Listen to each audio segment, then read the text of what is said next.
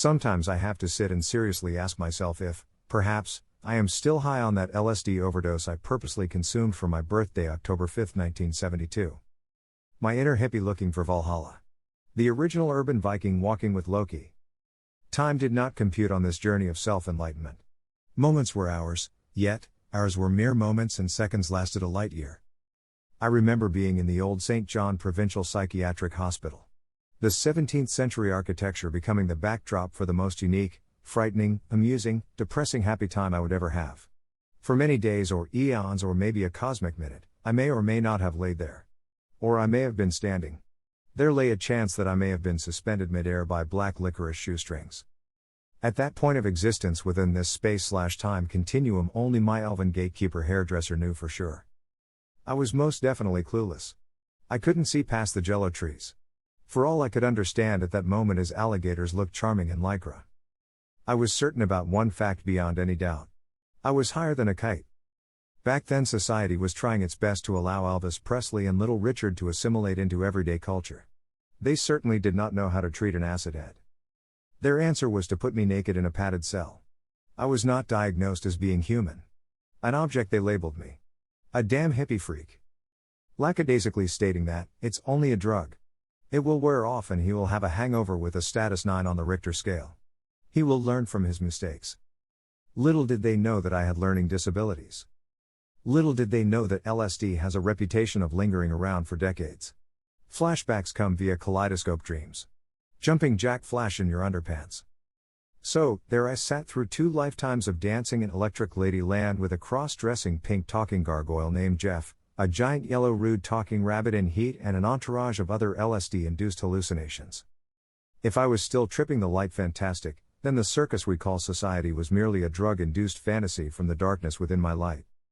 Which rendered Oprah, Dr. Phil, Ellen, Freud and Brian Eno figments of my imagination. Fox TV was a hoax. The shopping channel is how the CIA is communicating with Alpha Centauri, and there was I, a 64-year-old long-haired giggling gnome on a walkabout fueled by the readings of Bradbury, Asimov, Leary, and Leonard Cohen. Accompanied by wafts of Arlo Guthrie, Bob Dylan and Frank Zappa playing psychedelic-infused mall music. Yes. Hopefully I am still high. For if I am, then society is not as it seems. The rampant confusion, vulgar rhetoric, racism and the carnival we call politics are mere hallucinations. There lays a hope trapped within that pattern of thought. A hope that eventually the LSD will disperse from my system. Which, in turn, would allow me to wake up and put some Folgers in my cup and turn the television on to watch Father Knows Best. And my life would go on as normal as Leave It to Beaver, forevermore. That would be my preferred walk with me. Why? 'Cause the world as we now know it, well, it is, how do you say? Oh yay, I got it, listen up and remember I tell you this, your society as a whole is fracked. We are into Gadda to Eve eating an apple a day to keep religion away.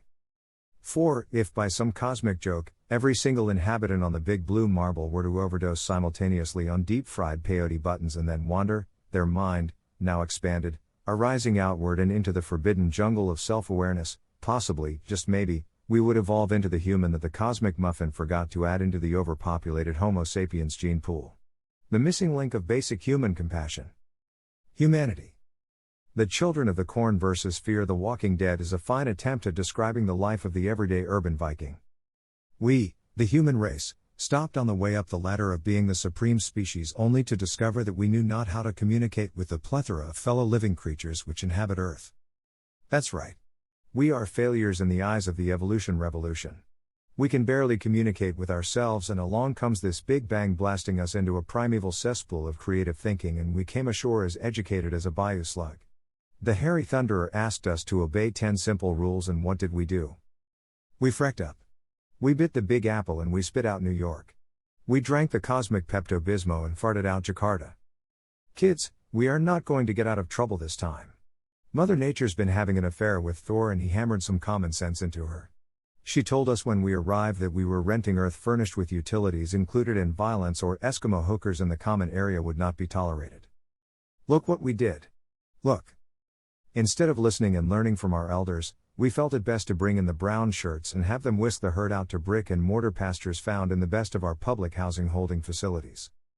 We got too full of ourselves. We were high on racism, cruelty, greed, and everyday violence. And now we got to go. Mother Nature and Father Sun are kicking us out of the nest. Evicted. No soup for us. Persona non grata. Only the enlightened may stay behind to clean up the debris from the rave party we called life. The sins of man converted into shitpiles stacked high into Gadda de Vida, and the Garden of Life. The remaining few must contact Major Tom and jump on the rocket to Extinctionville. Evicted from Saul for destruction of property and the gang rape of 1,000 plus species. We are not to speak about what we have done to the morals of the Tanzanian devil. It was wrong no matter how you spell it. In a Gadda de Vida or deep-fried peyote buttons. A fragmented reality as faceted as the Hope Diamond.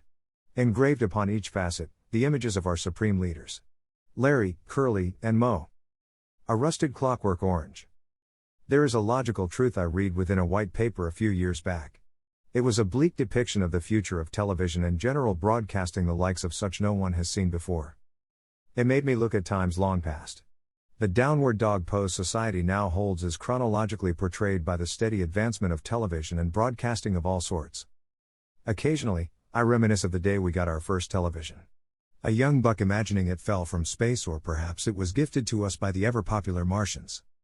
The oval-shaped screen and huge vacuum tube, surrounded by a disarrayed array of various mercury-based tubes, gave it the appearance of a movie prop. Perhaps originating from within the sacred confines of the Targus or discovered by Buck Rogers, himself. Wrong, son. In all aspects. But it is of no consequence, for it is what it is. Back those days, the fast-cooling alloys and technology you have now existed only as fantasy artwork or science fiction-based realities. Televisions were not encased in wooden cabinets so as to cool efficiently. This gave them an eerie appearance.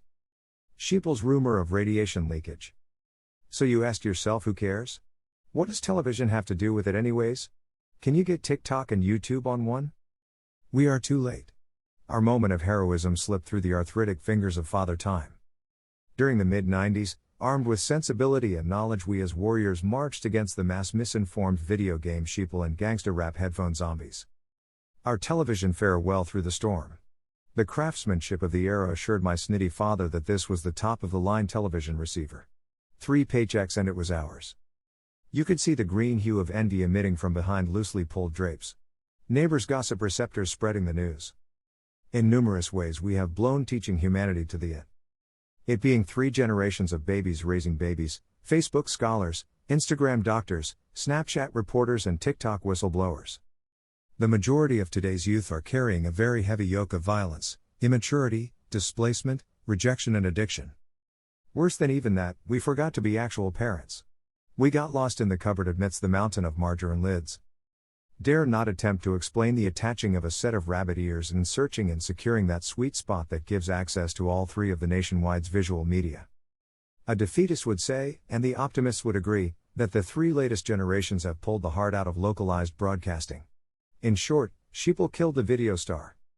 By 2030 there will no longer be stations as we have known them. In replacement there will be a ton of specialty channels. I am sure you have noticed CTV and other networks have already begun to separate their content by genres.